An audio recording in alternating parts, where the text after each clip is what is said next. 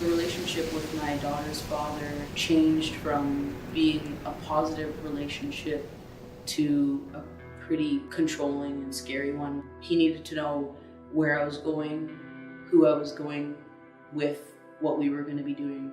The night that the neighbors had called the police because of the noise from the abuse, I didn't even know the physical state that I was in. He pushed me out of the house and closed the door, and I didn't have shoes on or a coat or anything. And I just kept asking the police to just let me go back inside. They just told me I was in shock and that they first wanted to bring me to the hospital. When I found out at the hospital that I had abrasions under my arms from my shirt, and my lip was busted open and my ribs were bruised, I didn't even know or feel it. It was like someone out of you telling you what's going on inside of you. I chose not to go back. But as soon as I found out I was pregnant, there was a whole new level of responsibility.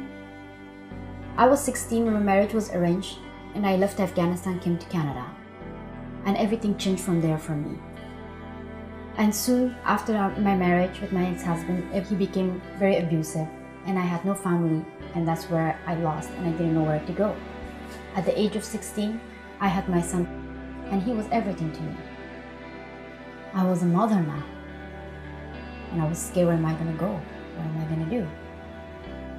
My ex-husband was struggling too, but unfortunately, he took it out on me, and he controlled me.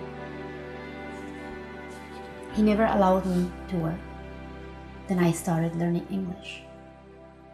My husband didn't want me to succeed. I then had my second child, my beautiful daughter. I continued to struggle with abuse. The final turning point was when he hit my son. That's where I decided this is not safe. I have to take a stand, not just for me now, for my son too. Finding a safe place was critical for me and for my children. I found housing with YWCA. I found support, a support system in the community who loved me unconditionally and judged me and accepted me for who I am. Then I took a step, and I needed to take a charge of my life. And I had to pursue my education, and that was my goal. I started from level 1 English, and I continue completing my adult grade education. Then right now I'm in my 3rd year criminology student at SFU. Opportunity was given to me by YWCA by having a safe house where I can live and I can be who I am. YWCA got introduced into my life and my daughter's life, and I walked into Crabtree to see, what they would say about me enrolling my daughter in their daycare, and they made it happen. And I was relieved. A huge weight was lifted. Just to know that I could go to work and provide for my daughter, and I didn't really realize how stressed I felt until I was passing by. So the front desk lady, whose name is Pam, one day on my way after dropping off my daughter, asked me, "How are you?"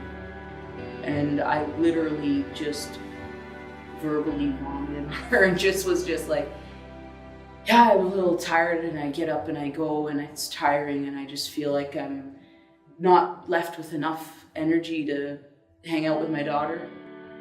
And I make $16 an hour, and the days that you guys can't watch her, the nanny watches her and she gets paid $11 an hour. So when the nanny's with her, I get $5 an hour. So I thought I was going to be making money, but I'm spending money in putting my daughter into childcare, and it's just, I don't know, really stressful. And dropped my daughter off the next morning, and then I came back to pick her up. And in those 5 or 10 minutes, Pam literally had a list of resources. And then she gave me resources on Work BC through the YWCA, finding another job, even the opportunities in starting my own business, other ways that I could apply for daycare to get more hours, and other housing options also through the YWCA that I didn't even know about. And by the time that she'd gotten down to the bottom of the list, she just said to me, I think, these would be great options for you. You could apply for a grant, you could open your own business, because I think an hour of your life is worth more than $16.